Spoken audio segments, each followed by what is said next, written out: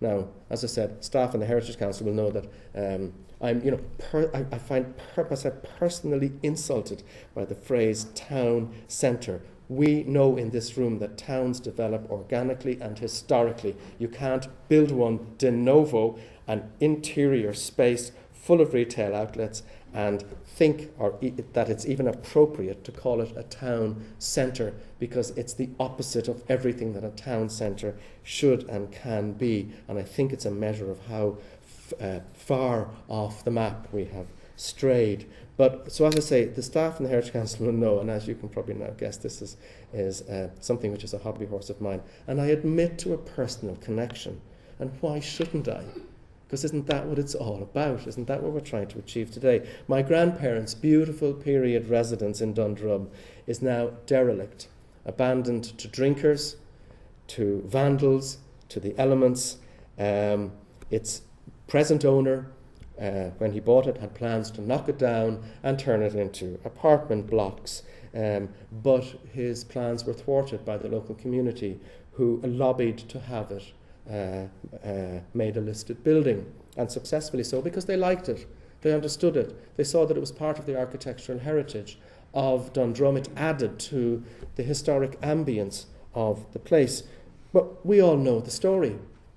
We know how it's going to pan out. Neglect is turning the house into an eyesore, a place for antisocial behaviour, and eventually the neighbours who fought so hard to have it listed in the first place will be relieved to see it pulled down. And with that, another piece of Dundrum's architectural heritage, another piece of the jigsaw that makes it unique and an attractive place to be, will die while the local authority stands idly by. About 250 yards up the road, of course, is the airfield house. And you can see the success and the difference there. But this is happening all over the country. I think on one of my first outings as chairman of the Heritage Council, a woman approached me from Tyrrell's Pass to warn me that the same fate lay in store for the wonderful terrace of houses on the south side of the village square in Tyrrell's Pass. Neither of these are mid-sized towns, but the message is exactly the same. Old is valuable, and people like a bit of old. In fact, they regularly prefer it. So if it's really that obvious, if it's really as clear as that, why is it so hard to achieve? Well, I'm going to quote Albert Einstein back at you, Liam, and say, where he said, "Nothing is so simple it cannot be misunderstood." Liam wanted me to mention that in the latest edition, which is the 10th edition, I think, of The Lonely Planet, the towns with the most interesting historical streetscapes are consistently given the highest recommendations and the greatest coverage, with a population of about 5,163, I think. Westport gets 3 pages. Feathered, with a population of 1,400, gets a whole page to itself. And by contrast, many of the bigger market towns, which have steadily eroded their historic fabric, are largely ignored. And yet it's these market towns that are often confused as to why other places get more visitors than they do. Naturally, we all know there was a sort of mixed reaction to Lonely Planet holding up a mirror to us. Places like Slane, Navan and Kells were highly insulted at being described as blighted with soulless housing estates and hellish traffic. But if you check out the postboards, the people who were most offended, who were writing on the internet, were from abroad. Irish postboards tended to be more sanguine, and I think that's because we have a better sense of what it is that we have lost. So I'm going to read out a flavour of those, just 2 of them. Somebody who calls himself Floodsy writes, "I studied in Letterkenny at one stage, then visited again about 10 years later. The town appears to have doubled in size, at least. The lovely nearby hills are covered in developments, and the soul of the place has gone. Letterkenny always seemed to me to be a town where all the local politicians were also developers, or very close to them. Planning permission was always granted without any thought of preserving the character of the place. Letterkenny is far from alone in that regard, but it seems to have outdone the excesses of many other places." And Dave writing about Waterford. And these are string conversations, by the way, so I'm just giving you a snapshot. Writes, yeah, give Waterford some love. Good, rock on, Dave. We have our own fancy bridge now, and what about all the empty shops and empty shopping centres like Railway Square and Ferrybank? They're a sight to see. According to Lonely Planet, Ireland has become, I quote, a land of motorways and multiculturalism planned and developed in between double decaf, in between the double decaf lattes and time out at the latest spa for thermal mud treatment. Now, what are the most scary words in that sentence? To me, they are planned and developed. This, folks, was planned. I know there's lots of planners here who say, I didn't plan this, but it was planned. Somebody planned this. Now, there are signs of change. People are doing it for themselves. They're reclaiming the streets. There's life in our towns again, and we're trying to make the most of what character remains. And I think we're all encouraged by the spontaneous growth in things like markets in towns, heritage foods, but you know, and we are bringing real live people back into our towns to live in them. The problem is that most of the time we're doing this by knocking down the old historic buildings to build new properties for them, if you like, townhouses that don't mature well, that look cheap, partly because they lack in quality.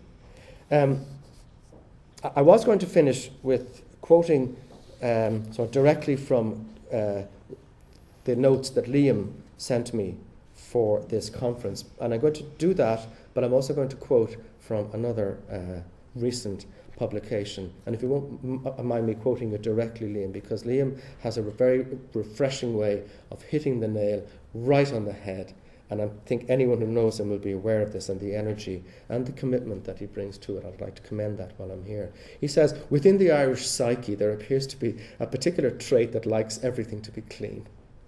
In our towns, this has had the outcome of creating well-kept and colourful facades. However, it also means that the small things that make a place interesting, such as painted wall signs,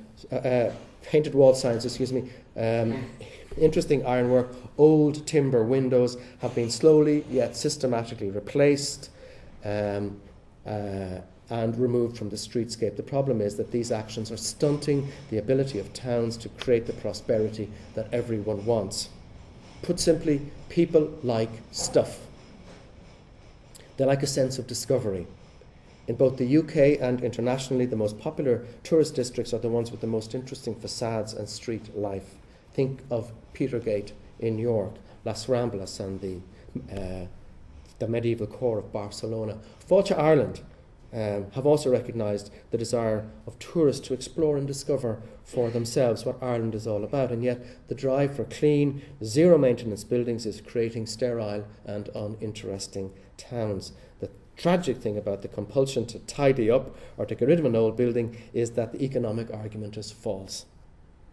There's clear evidence that the reuse of historic structures is more cost-effective than the construction of a new one, and that traditional materials have a long and more cost-effective lifespan than many modern products, such as PVC windows.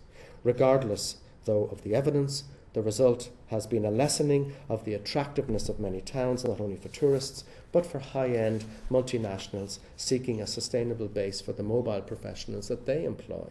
The point was reinforced to Liam and all of us recently at the Places Resource Conference when, and I think you're being slightly ironic here, speakers from those well-known heritage lobby groups, the World Bank and the IDA, talked about the importance to multinationals of locating in aesthetically pleasing and culturally desirable places. Certainly there are constraints in maintaining strong retail and entertainment products within historic urban centres. However, the best way to deal with these constraints is not through head-on collision methodology of typical greenfield development. Instead, it's by using heritage as a resource and converting the identified constraints into advantages.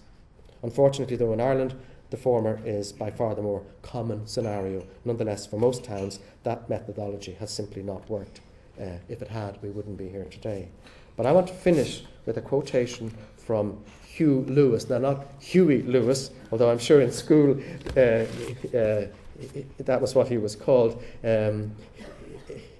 He's the Welsh Government's Minister for Housing Regeneration and Heritage. Isn't that an interesting combination? Right? And I'm going to quote from him in reverse order. He says, "We don't want to stymie development. We don't want to keep people out of owning comfortable homes, but there is a way of making sure we keep their special character as well." He's talking about historic towns. This is about locality. I wish the conference well. Very fierce pride in locality. We should build on that to engender the kind of civic pride that we can mobilise. Cadw, which is the the Welsh Heritage Board. Cadw, where did French come from? I don't know. Cadw is now thinking as much about the communities in which the built heritage is embedded as about the assets from the past. The organisation is looking at heritage in a much more holistic way. The potential is enormous. Thank you. I wish the conference well.